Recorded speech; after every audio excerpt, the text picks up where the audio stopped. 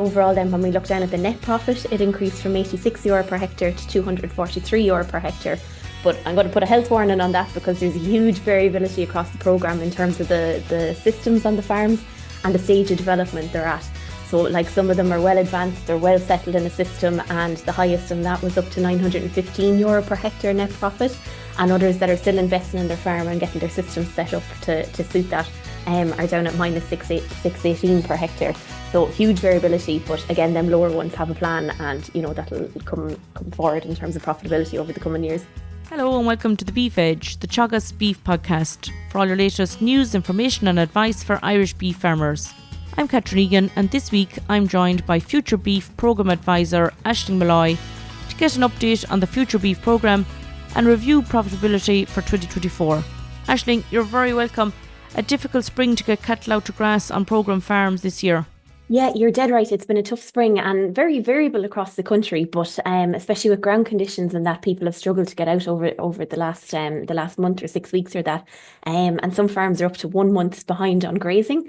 So anecdotally, they're saying some of the cows are kind of later calving after the bad spring in 2024. And this has probably helped in some ways, and they're still managing to get them out straight away kind of after calving as well, with the dry weather over the last couple of weeks. So the plan is still really to try and graze that 60% of the farm by the 17th to the 31st of March, depending on how dry or wet the farm is, and then to graze the remaining 40% by mid to late April. And the target is really to get that fertiliser and slurry out as soon as possible. We were measuring soil temperatures there last week, and they're up touching close to 8 degrees, so they're absolutely perfect, and ground conditions are very good for spreading. Ideally, if any of the suckler farmers, if they can still graze half of their grazing ground, then get to their silage ground and then return back to the grazing ground just to give it enough time to recover. And with the aim then of closing their silage ground by the 17th of March. But on some of them kind of wetter farms, they mightn't actually get the opportunity to do that, so they might have to look at cutting their silage a bit earlier. And how much slurry and fertiliser has been applied so far, Aisling? There's probably a lot of slurry gone in the last fortnight, and the priority, I suppose, is the red clover crops. So again, that's looking at silage for that early cut in early to mid-May. Most farms, they normally would have spread half a bag of protected urea per acre in late February, but this was missed. So what we're looking at now on their farms is to go with their bag and a half of 18-6-12 this month, as they normally would, and then they can follow up with their protected urea on the next round. And then in terms of the slurry, they're looking at 2,500 to 3,000 gallons per acre, which has mainly been prioritised for the silage ground, and they'll top this up then with around 60 units of protected urea per acre. And all the nutrient management plans have been updated to coordinate? They have indeed. Yeah, and that's a fair point actually as well, is to keep an eye on them fertiliser allowances, especially there's a 5% cut on nitrogen again this year. So this, I suppose, is where the red clover is definitely playing a part on the future beef farms, because it's reducing the amount of nitrogen they need anyway, but also in terms of the phosphorus on the farm as well. And all the soil samples are all in date, which is fine, so everything's up to date. But if they're not in date on other nutrient management plans for the farms, they really have to keep an eye on that phosphorus allowance. For yearlings that have gone to grass so far, Aisling, how has performance been over the winter? Yeah, so unfortunately, most of the farms are weighing regularly over the winter, and we've been keeping an eye on them weights to make sure that they were reaching their 0.6 kilos per day on average. So most of them, in fairness, have achieved this. In the last 2 weeks, we've actually seen some of the weights falling back, and this has been down to rumen or liver fluke issues where they weren't actually treated before Christmas going into the shed.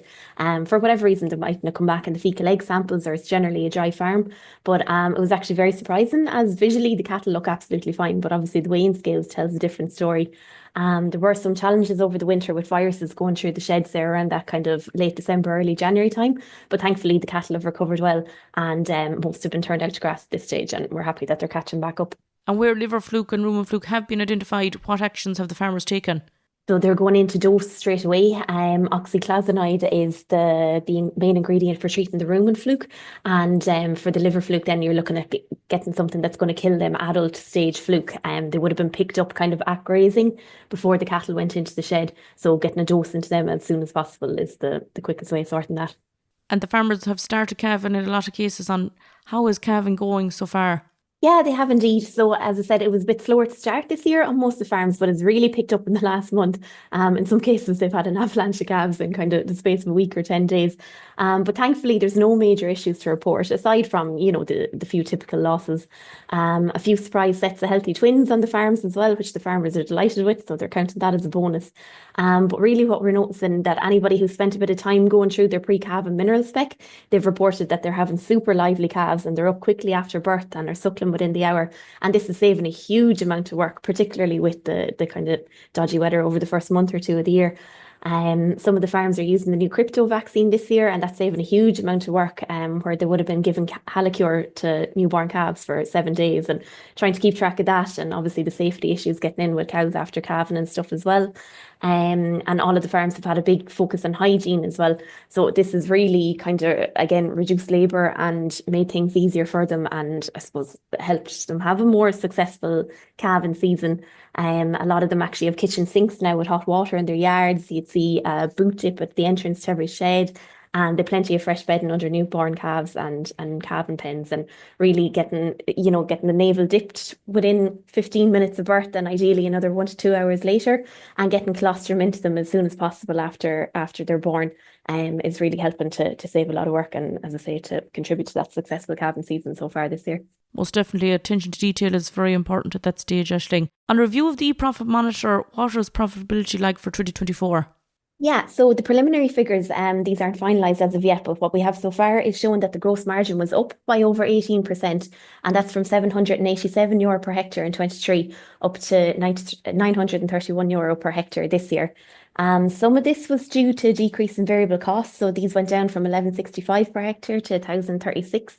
And some of this was down to kind of a missed round of fertiliser in that June-July period when grass wasn't really grown. And also there was a reduction in costs as well. And there was a lot less money spent on meal last year, partly because some cattle were sold live rather than been finished. But the health, breeding and contractor kind of roughly stayed the same, and the straw costs went up as well.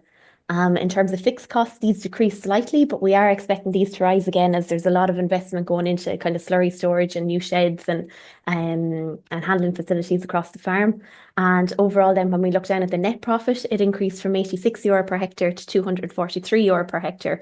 But I'm going to put a health warning on that because there's a huge variability across the programme in terms of the systems on the farms and the stage of development they're at. So like some of them are well advanced, they're well settled in a system, and the highest in that was up to €915 per hectare net profit. And others that are still investing in their farm and getting their systems set up to suit that are down at minus 618 per hectare. So huge variability, but again, them lower ones have a plan, and that'll come forward in terms of profitability over the coming years. And from analysing the profit monitors, Aisling, what was the range in stocking rate that you've seen, or the average stocking rate that achieved the profit that you mentioned there? Yeah, so there is actually a huge range in stocking rate across the programme because we have 2 organic farms in as well, which are lowly stocked. But it did drop slightly last year due to the sale of live animals, and there was a slight increase in the land area then as well, from 43 hectares up to 48. But what really happened with them live animals going, some of the farms were aware last June that they were going to be very tight in feed for the winter. So they decided to cash in early and to sell cattle while prices were good. And others sold a little bit younger with the lively live trade that was there as well. So some of them may have gone for bulls, but they or gone for finishing bulls, but they would have sold them for export instead, excuse me. And if we're looking at the stocking rate then on the top third highest of farms for gross margin, it was in around that 1.8 livestock unit per hectare. But as I say, one of them that came into it was a lower stocked organic farm. But in our case, none of the programme farms are in derogation, so they're all under that 170 anyway. And looking at 2025, what do you see as the main focus for the year ahead to minimise costs and to maximise profit on the farms? Yeah, so the big thing that we were disappointed with last year is the output per livestock unit had dropped back a bit. So this is something we really want to focus on this year. And I suppose just to explain that, it's the kilos of beef produced by every animal on the farm, and it's affected by everything that can affect your weight gain. So obviously the cow needs to go in calf.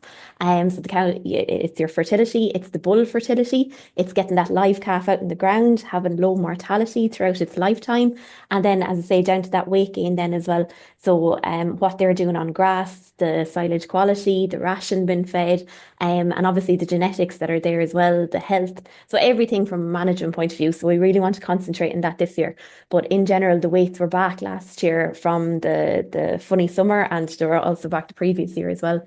So that'll be the big thing, is just trying to get that output per animal up.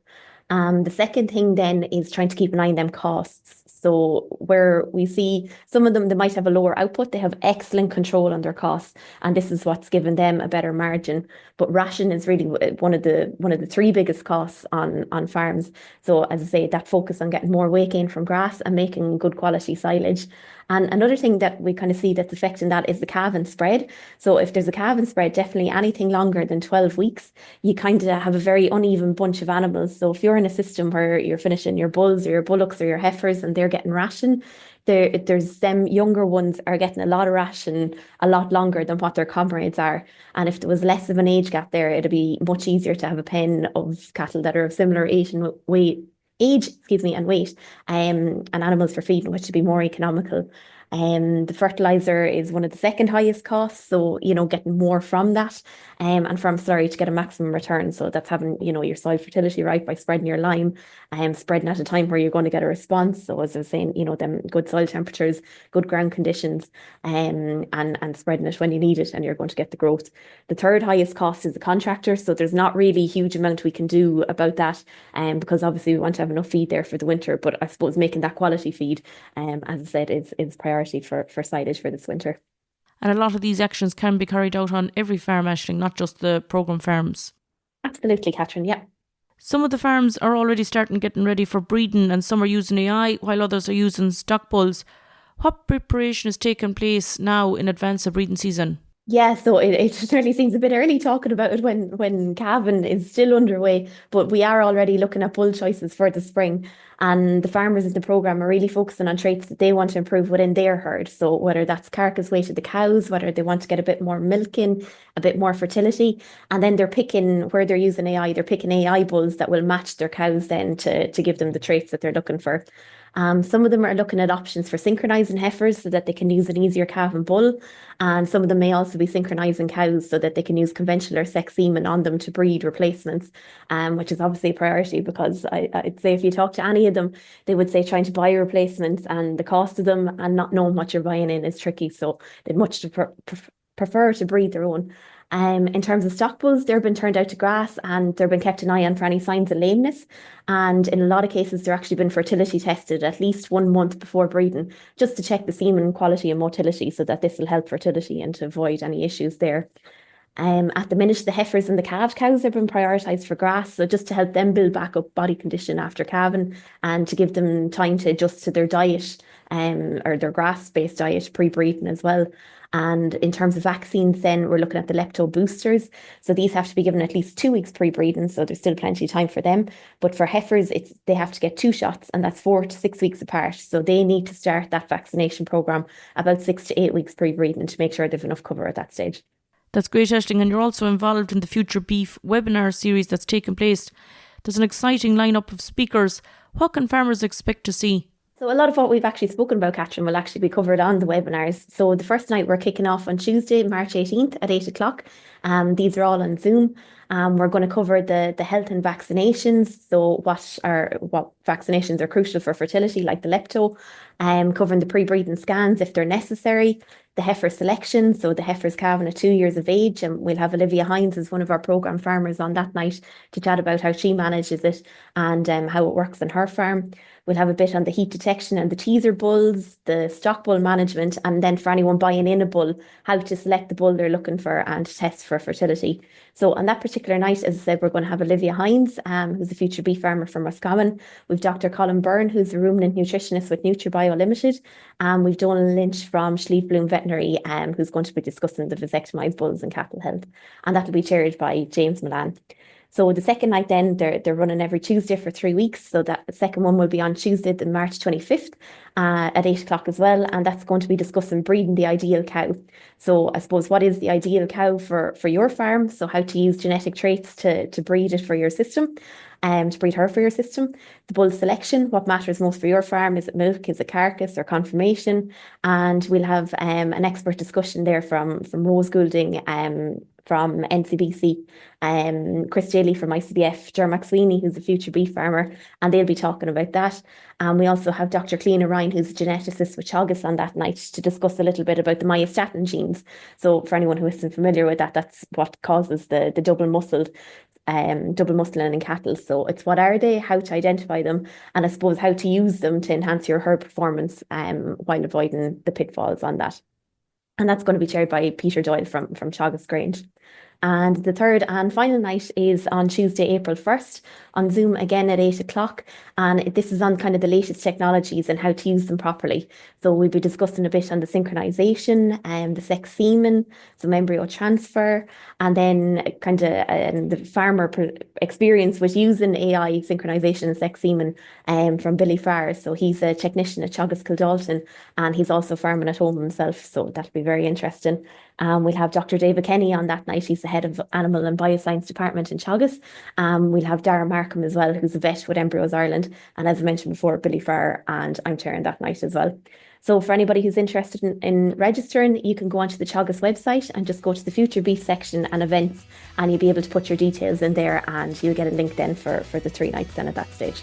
Thanks very much, Aisling. A really exciting lineup of speakers across the webinar series, and farmers can start by tuning in the 18th of March at 8 p.m. I'll include the link in the podcast text to register for the webinar series. Brilliant. Thanks very much, Catherine. That's all for this week's episode, and my thanks to Aisling for joining me on the show. You can catch up on all other shows and interviews from the Beef Edge podcast on the Teagasc website at teagasc.ie, or you can listen on Apple and Google Podcasts as well as Spotify. Don't forget to rate, review and subscribe so you never miss a show. For all other updates from our beef programme, keep an eye on our Twitter and Facebook pages. Until next time, I'm Catherine Egan, and thanks for listening.